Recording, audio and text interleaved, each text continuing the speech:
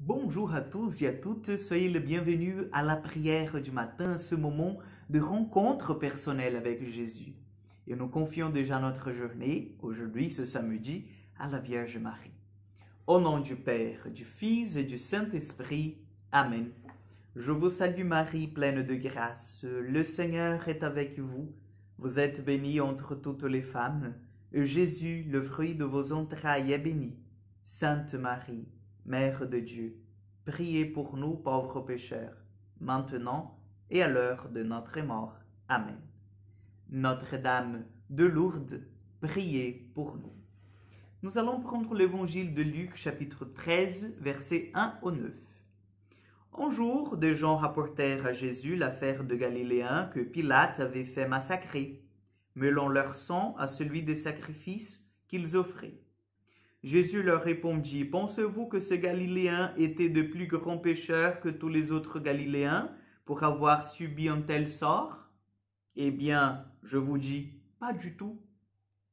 Mais si vous ne vous convertissez pas, vous périrez tous de même. » Et ces 18 personnes tuées par la chute de la tour de Siloé, pensez-vous qu'elles étaient plus coupables que tous les autres habitants de Jérusalem?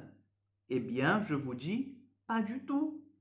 Mais si vous ne vous convertissez pas, vous périrez tous de même. Jésus disait encore cette parabole. Quelqu'un avait un figuier planté dans sa vigne. Il vint chercher du fruit sur ce figuier et n'en trouva pas. Il dit alors à son vigneron, « Voilà 3 ans que je viens chercher du fruit sur ce figuier et je n'en trouve pas. Coupez-le. À quoi bon le laisser épuiser le sol? » Mais le vigneron lui répondit, « Maître, laisse-le encore cette année, le temps que je bêche autour pour y mettre du fumier. Peut-être donnera-t-il du fruit à l'avenir. Sinon, tu le couperas. » Acclamons la parole de Dieu. Chers frères et sœurs, je pense il est tout à fait juste de faire une petite comparaison dans cette parabole du figuier. Le figuier qui ne produit pas de fruits, c'est un constat.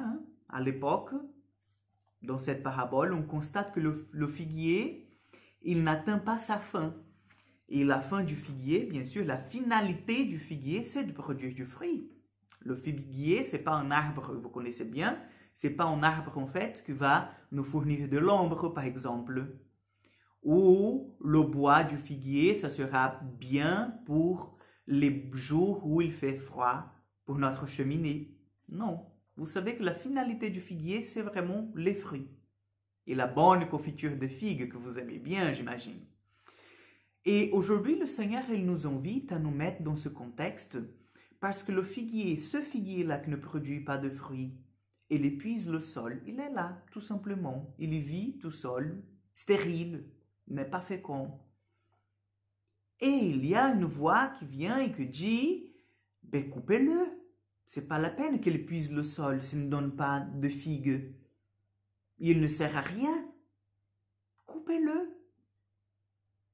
Et il y a en fait ce bonhomme qui s'approche qui dit non, je vais quand même essayer de faire quelque chose. Et peut-être là, nous aurons une bonne réponse.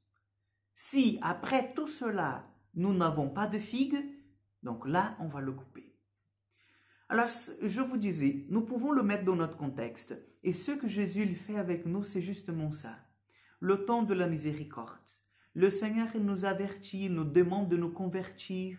Il nous pousse à la confession. Il nous pousse dans la vie de la grâce, à vivre une intimité avec lui.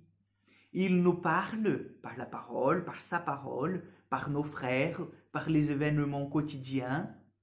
C'est-à-dire, il nous assiste de tout près. Il prend soin de nous parce qu'il nous fait confiance et il nous dit, mais bien sûr, cet enfant, mon enfant, il produira du fruit un jour.